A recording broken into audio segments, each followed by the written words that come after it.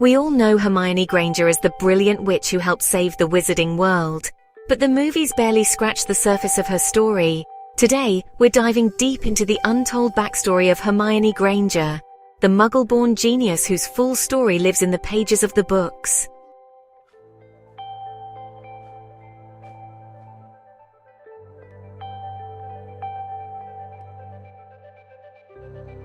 Hermione Jean Granger was born on September 19, 1979, to two Muggle dentists. From an early age, she was bookish, curious, and deeply ambitious. When her magical abilities began to show, her parents, loving but mystified, supported her fully. Hermione didn't grow up in the wizarding world, which made her determined to learn everything about it before setting foot in Hogwarts.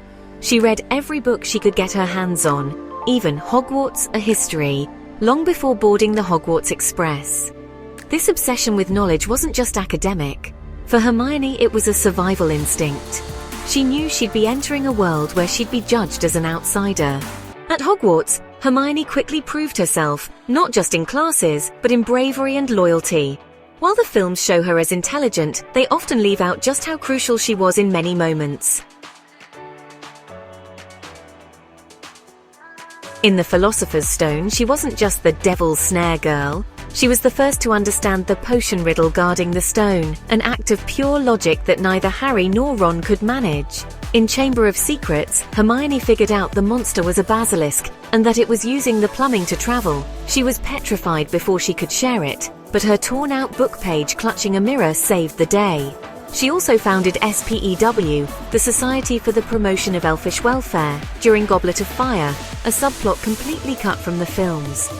She was outraged at the wizarding world's treatment of house elves and tried to reform it, showing her early activism and moral compass, even if no one else cared. And let's not forget her role in the DA, Dumbledore's army. Hermione not only suggested the group, but also enchanted fake galleons to discreetly share meeting times, a clever bit of magic the movies skipped entirely. Hermione isn't just brains, she's also fiercely loyal and deeply compassionate. Her relationship with Ron developed gradually over the books. One powerful moment, absent from the films, was when Ron mocked house elf rights and she hit him with a flock of enchanted canaries.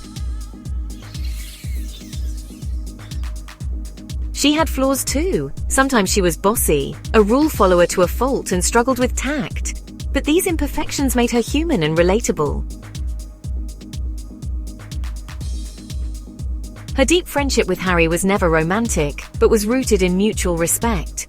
In Deathly Hallows, when Ron abandoned them, Hermione stayed with Harry out of loyalty and principle, even when it broke her heart. After the war, Hermione went back to Hogwarts to finish her education, something neither Harry nor Ron did. She joined the Ministry of Magic and worked in the Department for the Regulation and Control of Magical Creatures, continuing her fight for oppressed groups. Later, she transferred to the Department of Magical Law Enforcement, where she worked to eradicate outdated and prejudiced laws. Eventually, she became Minister for Magic, a powerful symbol of progress, intelligence, and justice. She married Ron Weasley, and they had two children, Rose and Hugo. But even as a mother and politician, Hermione never lost her edge. She remained a force of change in the wizarding world. Hermione Granger was never just the smartest witch of her age. She was a revolutionary mind, a fierce friend, and a moral backbone in a world often lacking one. Her full story shows us that bravery comes in many forms. And sometimes the brightest light shines not from the hero, but from the heart beside them. Make sure to like and subscribe for more magical content.